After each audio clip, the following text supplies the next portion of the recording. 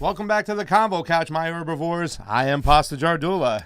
And I'm Fiorella. And Johnny Sue is still spinning on the ones and twos. So, ladies and gentlemen, thank you for joining us for this special show. We will be introducing a new segment. My tongue got tied. But we're going to start off with a little flagship show. And we have somebody who really inspired the whole fam here to move in an oppressed-free life. So take a look at this little introduction, and then we'll introduce him on in. Hello, all of you beautiful people inside of my computer, heightening our consciousness, waking people up, our collective consciousness. Sometimes the truth hurts, folks, but that doesn't make it any less true. And listen, this isn't about turning people vegan on the spot. This is about planting seeds of compassion.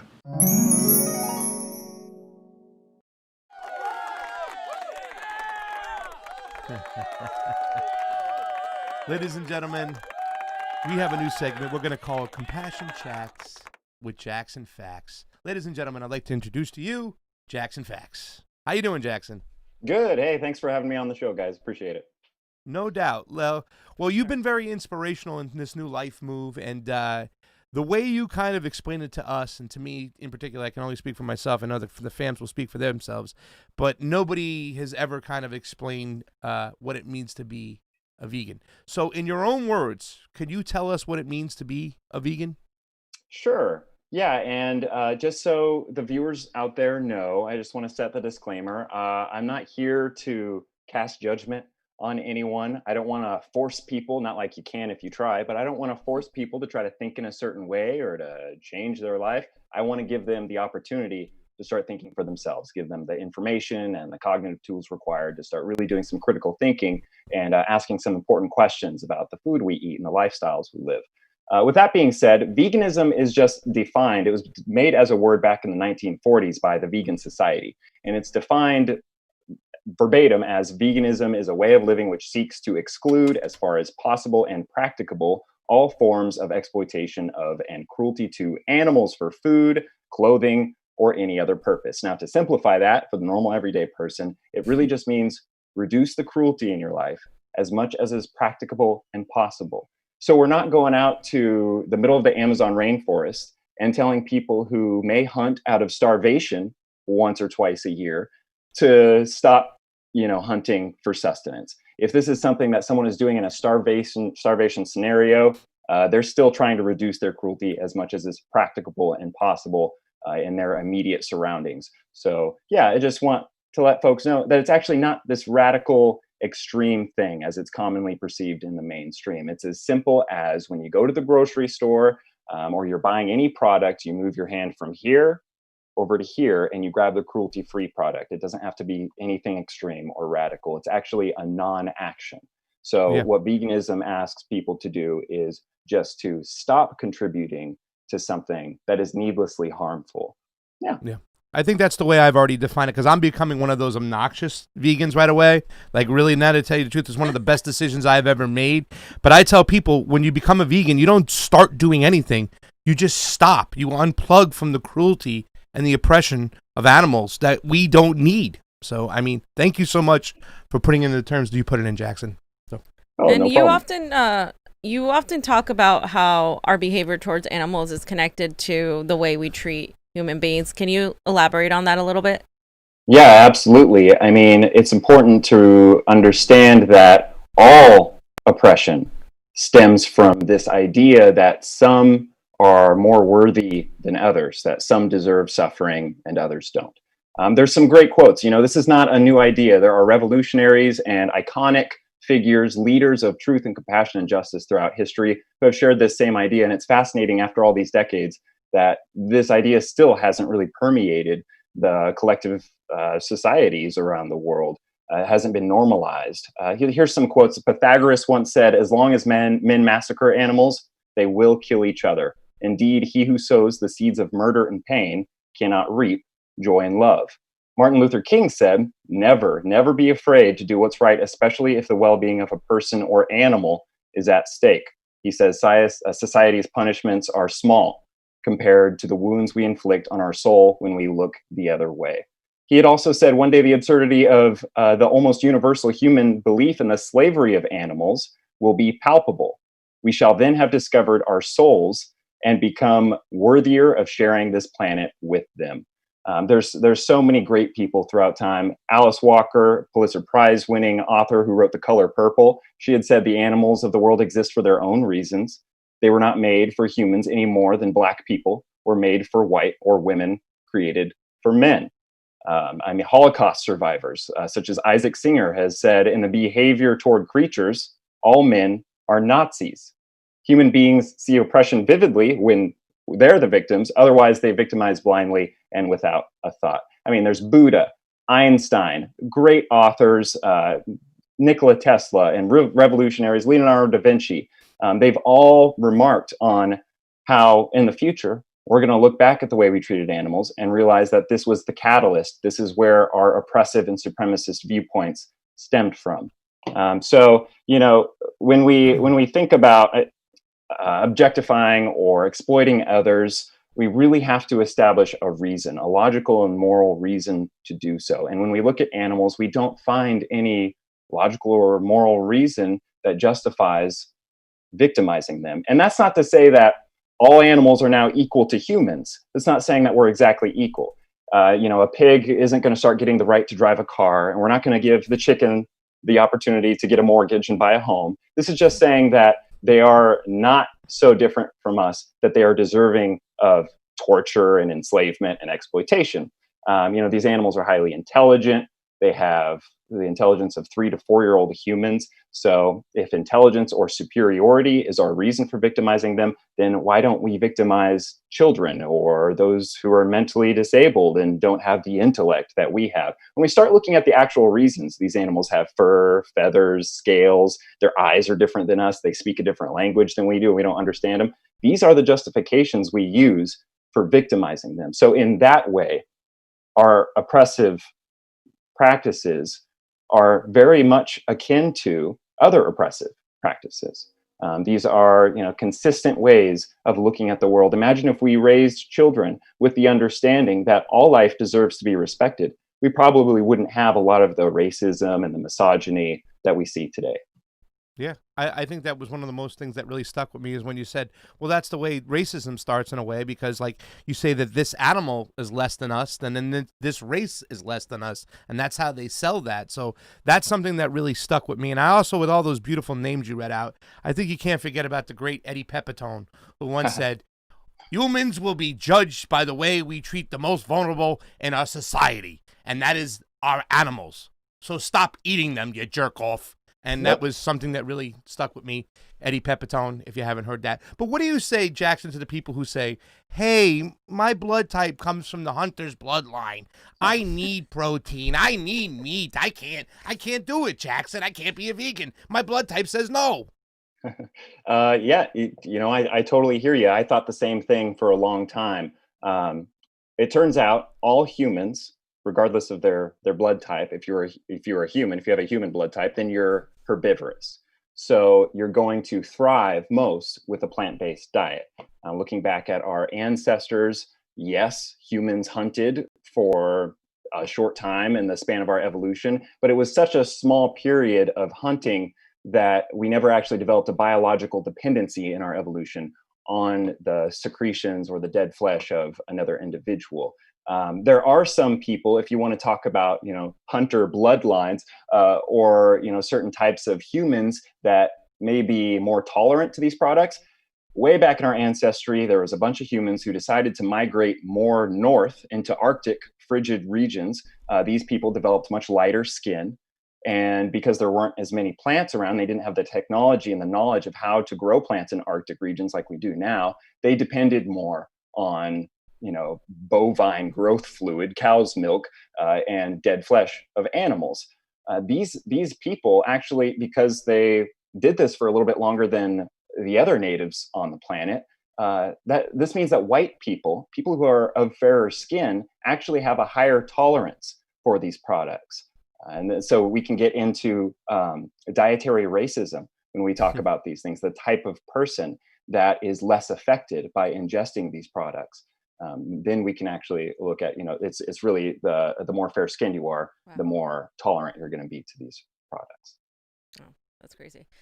So we all love the gorillas story. So tell us about how gorillas are close to human in their body composition, but pertaining to the diet, because all gorillas eat plants, don't they? That's correct.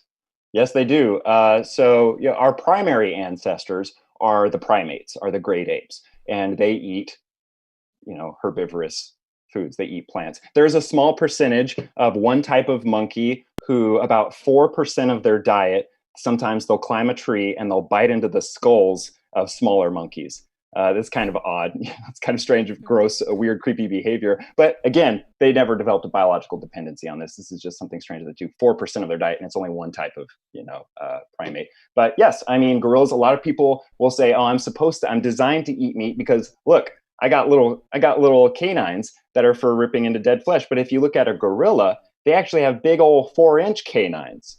So our canines aren't evidence that we should be eating meat. Our canines were developed as a tool to cut the stems of plants and to crack into nuts. So yeah, we are very similar to gorillas in lots of ways. And I mean, not exactly, but they are our overwhelming primary ancestors. So if we're going to look at what foods we depend on, we want to go back to our herbivorous ancestors. My new favorite superhero is King Kong. Johnny, you got a clip? All right, check out one of our favorite Jackson clips. If you haven't checked out Jackson's stuff, go to his YouTube page. Got some great work over there when it comes to being a vegan. Go ahead, show the clip, John. My bad. Majority of our evolution being herbivores, so we biologically depend on just plants to survive. But I need way more plants than other people because I need high protein. You think a gorilla gets enough protein? Look at the gorillas. They're massive. Gorilla could rip you apart in 5 fucking seconds. He eats plants, dog. That gorilla eats plants. Those are massive. I'm thinking they get enough protein. I'm thinking that gorilla probably has a high enough protein intake to meet his needs. And they're peaceful creatures too, They really are. They're peaceful, loving creatures. I'm so glad watching they a lot totally of are. Mm-hmm. Yeah. Well, like bonobos, who are our ancestors, they will resolve conflicts a lot of the time by having intercourse. So if they start, getting worked up with each other, they just say, let's just bang it out. What a compassionate, society of creatures, right? But that reminds me too, I neglected to mention that protein originally, all forms of protein come from plants. So, like you heard in that little clip, that gorilla obviously doesn't struggle with his protein intake. So regardless of whether you want to be a bodybuilder or whatever, physique you're going for, you're going to want to go straight to the plant source, because the protein you find, the animal proteins that you find in, meat, dairy, and eggs, those were all originally obtained from plants. Those animals didn't synthesize the protein on their own. They ingested it by eating plant foods. So instead of filtering those nutrients, which comes along with, cancer-causing hormones, carcinogens, cholesterol, needless added fats, all this stuff that is killing us today. Instead, we could just bypass all that, spare the poor victim, the slave victim, and then go straight to the source and get a more abundant and a good quality of the nutrients. Yeah. I sound really obnoxious when I told my friend the other day. So, well, I need protein, man. I got to eat meat. I'm like, well, dude, all the protein you're just getting it filtered through the grain or the vegetables that animal ate. Why don't you just go right to the source, dude? And he's like, shut the fuck up. I'm like, yeah, shut the fuck up, Jackson. That's what I said when he first told me that thing. I'm like, you got to be kidding me. But let's dive a little bit deeper right now, because a lot of people still think, when it comes to vegetarianism versus veganism. Yes. And there's a big difference, because tell people what you told us, why it's worse almost to consume dairy rather than just consuming the actual flesh and eating meat. And tell us about the life of that cow. Sure. So, it depends on the reasons you went vegetarian. But generally speaking, dairy products are worse for your health, they're worse for the environment, and they're worse for the animals. So regardless of whether you're doing it for your health, the environment, or ethical reasons, you're still going to want to probably cut out dairy and eggs first if you're looking to take baby steps towards, reducing your intake of those products. Not to mention, most of the meat in the meat industry today comes from slaves, that are sexually exploited in the dairy and egg industries. They get exploited to exhaustion, and then they become our meat. So, if you're opposed to meat, you should also be opposed to dairy and eggs. And then there's so many details that go into the process of getting those secretions from the animals that make it very clear it's far less ethical to consume dairy and eggs than it is meat. At least with meat, the animals are raised, fattened up quickly, and then they're killed, taken to the slaughterhouse. But with dairy, we keep the cows for as long as we can. Goats too, if you're talking about goat's milk, or if you're talking about eggs. We keep these animals for as long as we possibly can. We rape them repeatedly. We jack off the semen from a bull, and then we forcibly impregnate a cow by putting our fist up her anus all the way up to our shoulder. That's a long ways. We stimulate them that way, and then we take a little rod and we drop the bull semen inside them. We do this every 9 months, so that way when they have a baby, we can take the baby away. If it's a boy, they'll have their throat slit and be sold for veal. That's a pretty horrifying process. There's not many more depressing things in the world than listening to a mother who has had her newborn child ripped away from her. These are very social, loving creatures that want to care for their young. So when they're taken away, you see them screaming, bellowing out for days, sometimes weeks on end, chasing around where they last saw their child snatched away in the tractor, just running back and forth, pacing, trying to figure out where my kid went. That's pretty traumatizing just to watch, let alone imagine being that mother in that position. And so we do this repeatedly. If the child is born a female, then they're pretty unlucky. They get the future of enslavement that their mother had. They immediately get taken, forcibly impregnated when they're of age, and they go through the same process. Now, these cows, these mother cows, they only live out about a third of their lifespan. Some live about 3 to 5 years old because they're raped to exhaustion. And so they are then sent, once they're exhausted, they call them spent dairy cows. Once they're exhausted and spent, they send them off to slaughter. But they could live to be 20 to 25 years old in the wild. So they're just babies. They're just children when we're performing bestiality on them in order to take the milk that would have gone to that child. And then milk has a lot of casomorphine in it. It has a chemical designed to keep the baby coming back to the mother, to kind of get them drugged up, get them a little bit high, get the endorphins flowing, so that way they create a strong bond with their mother. And humans are ingesting that. So humans are developing this addiction to things like cheese. Cheese is going to be the more condensed form of casomorphine, and it actually rewires your brain to be addicted to these products, similar to the way a heroin addict is addicted. That's how potent these chemicals are. So cheese is by far the most difficult for people to quit for that reason, even though we have great vegan substitutes or homemade whole plant-based food substitutes to make your own cheese. So as far as, health and, your own sanity goes, I mean, there are so many health problems that come from just dairy. And we're talking about cancer is primarily caused by the animal proteins and the hormones in dairy, meat, and eggs, especially, dairy, because it's a more condensed form of those hormones. Diabetes stems from our consumption of dairy products. Obesity, skin problems, heart conditions, which is the leading cause of death for all humans, is some kind of heart disease, heart problems. Infertility, Alzheimer's, and dementia. The primary cause of Alzheimer's and dementia are the consumption of dairy products. Parkinson's disease, depression leading to suicide is also primarily caused by what foods we're ingesting, the meat, dairy, and eggs. High cholesterol, high blood pressure, ulcerative colitis, atherosclerosis, kidney failure, osteoporosis, asthma, autism. All of these things are primarily caused by dairy, but it's only because of the qualities of dairy. It's the animal proteins, the cholesterol, the fats, which you can find in all animal products. But dairy is one of the worst. Yeah. Can you emphasize just a little bit more on the actual milking process and what the cow is going through as well? Because I think a lot of people think that milking a cow is just a natural process, that the cow just produces the amount of milk. No, it's not. It's actually hyper, you were telling me something. You just explain it yourself. You explain it best about how much milk we actually draw from the cow and how unnatural it is that we do that. Oh, yeah. I mean, in what world are humans designed to be drinking the breast milk of another species? We are the only ones on this planet that have decided to do this. If you're not a baby cow, these secretions are not going to be good for you. They're going to be perceived by your body as foreign and toxic, but we do it anyway. We often hook the cows up to milk machines. This is, happens in factory farms, but it happens in smaller farms as well. It's just they try to increase the efficiency of the process. If you want to be efficient with how you're exploiting your slave, you're going to need to have machines and tools and gadgets to do that. I mean, for example, on the baby cows, if they are hanging around the mother for a little while, we'll put this mouthpiece on them that has spikes on it.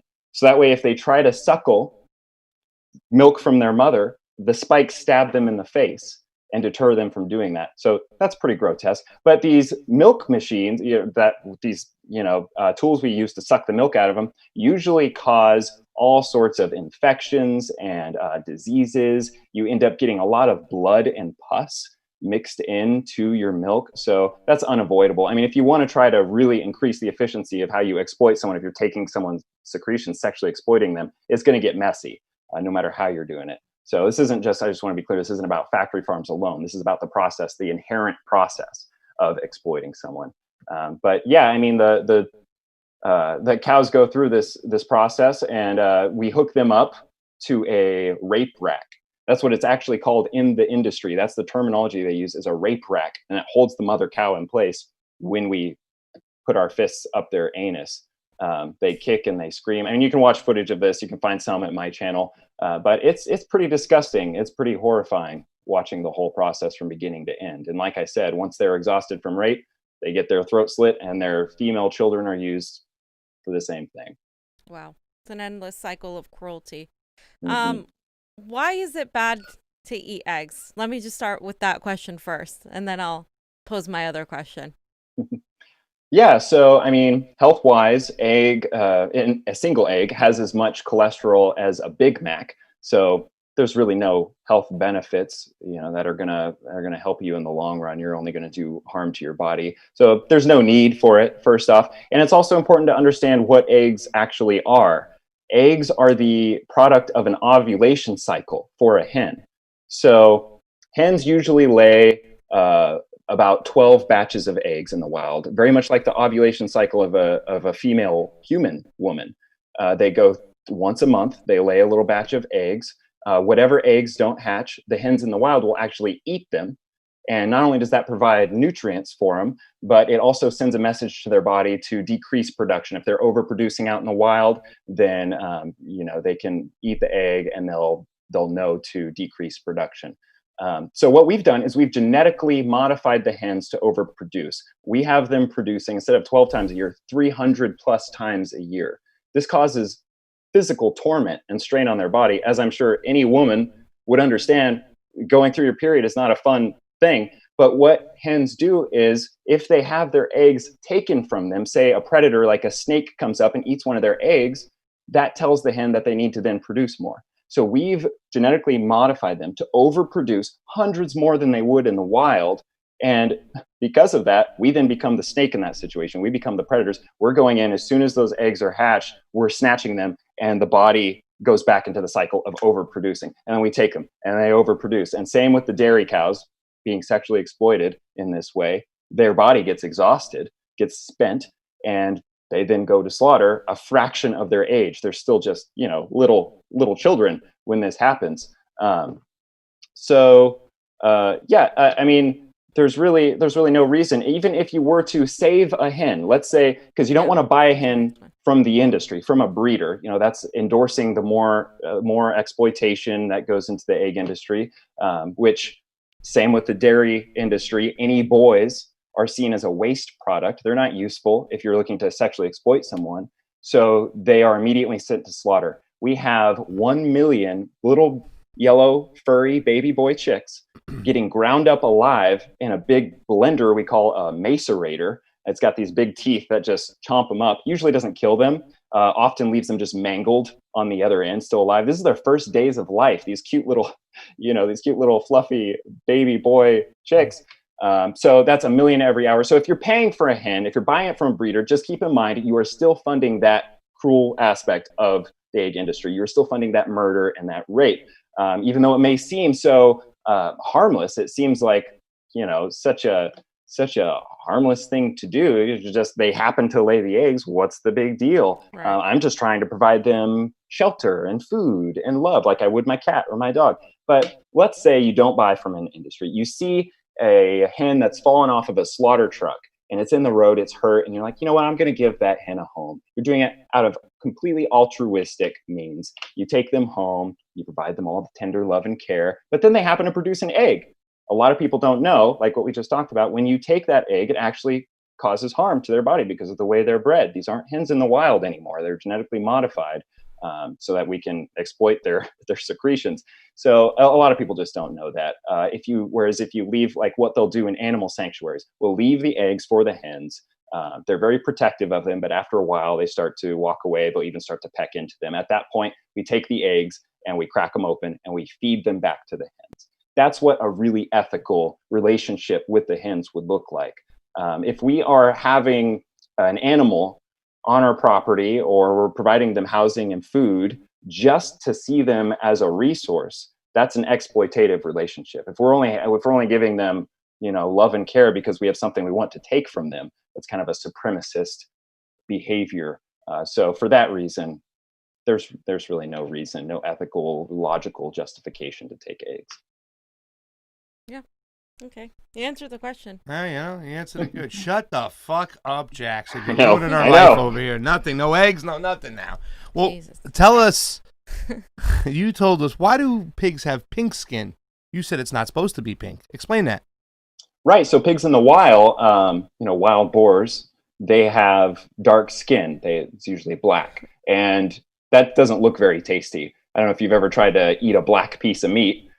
Chances are you haven't, because it's not appealing to people. It's not aesthetic, So what we do is we genetically modify pigs to have pink skin, so that way it looks more appealing to us when we eat it. This leads to a whole nother host of problems. The pigs can't go outside because now we've taken all the melanin out of their skin, so they immediately get skin cancer and they start developing tumors all over the place. When I'm going back to working at the animal sanctuary, this was the main problem we had with the pigs.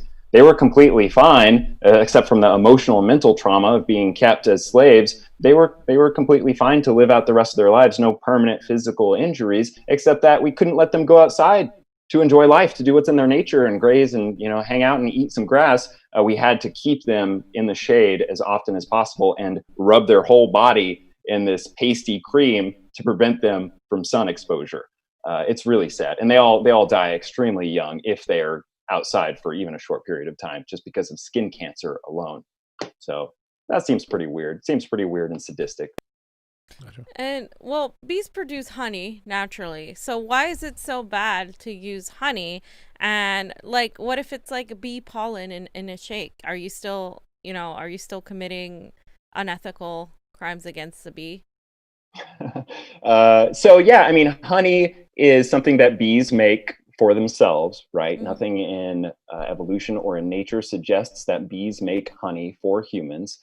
When we start to manipulate that process, we create a catastrophic chain of events.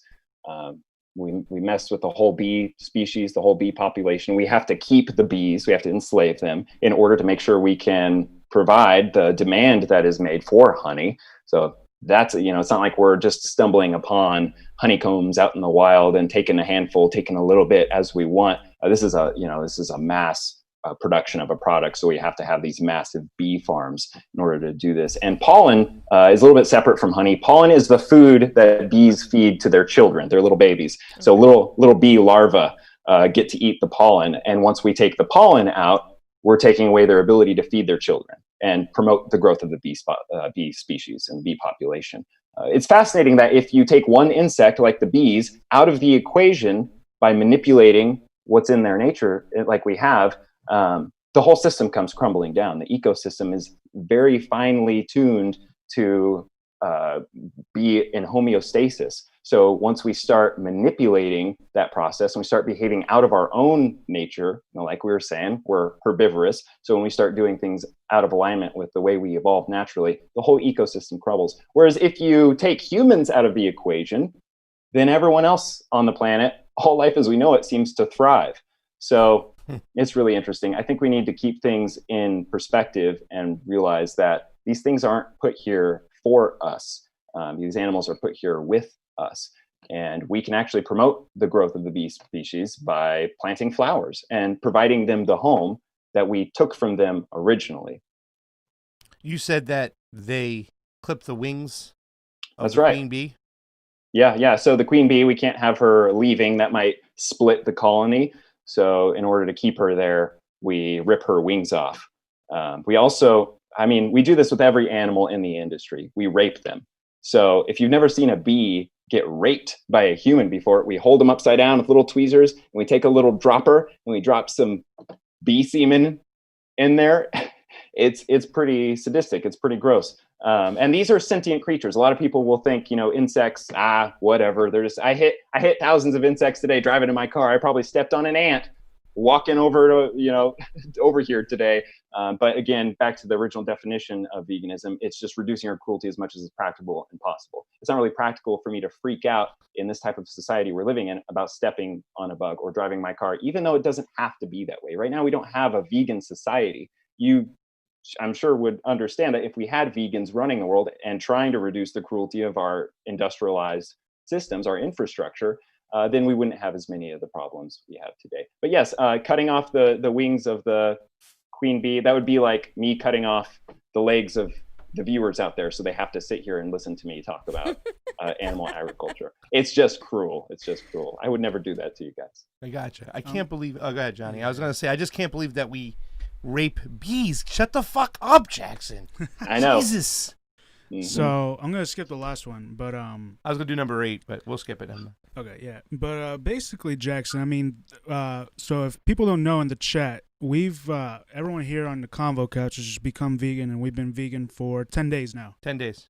And let me say that I think it's a great decision. Yeah, it comes down to the deaf, and it's the deaf culture, right? The deaf culture of just like this mass production of deaf to get our food. We don't need to do that. We don't need to do that, right? It's something we talked about, Jackson. Like the U.S. imperialism. It's not just the United States, right? But imperialists in general, right?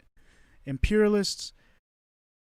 They not only go and kill lives over there. They've brainwashed our entire country to be okay with eating meat and dairy products and all that, and that is also killing a lot of living beings, right? Mm-hmm. Right. Well, what we're looking at with the animal agriculture industry is the largest and longest lasting Holocaust, ever in recorded human history, just on lives alone. We're talking every year, at least 3 trillion lives are killed completely needlessly. A lot of them are just, waste products or just casualties. Like when we go out into the ocean, about 2.7 of that 2.7 trillion of that 3 trillion are fish in the ocean, or marine life. Marine life is by far the most oppressed type of creatures on the planet. 2.7 trillion every year. We cast these nets that are 3 miles wide. We drag them across the ocean. We pick up everything in our path, all which suffers and dies for the most part. We pull them up out of the ocean, which, if you don't know, when a fish gets pulled up out of the water, their insides rupture. So, I don't know if you could imagine what it's like having your bladder ruptured, but they choke to death. Obviously they can't breathe. So it's a very slow, cruel, painful process. We don't hear the screams of fish, so we don't think about it. Fish don't look as like fuzzy and cuddly and cute as a lot of these other animals. So we don't even think about the fact that they're sentient, that they can feel pain, and they just get gutted right there on the boat the second they get pulled off. And a lot of them just get chucked back, dead bodies chucked back into the ocean. This is the leading cause of ocean dead zones. And a lot of the climate issues we face today is what we're doing to our oceans. But yeah, just looking at numbers alone, 3 trillion animal lives a year, that's more than all of the humans killed in every war throughout all of history combined, just in 1 year. Just in 1 year, just all because of mainly first world habits, our first world taste buds. Right. It's a form of imperialism. Yeah. And exactly. And at one point, you in our discussions, you said that Hitler got the idea of the concentration camps from the animal industry in the United States. Yeah. Hitler needed some blueprints for really efficiently slaughtering and enslaving people, and so he went to the animal agriculture industry and took their slaughterhouse blueprints and just used those directly.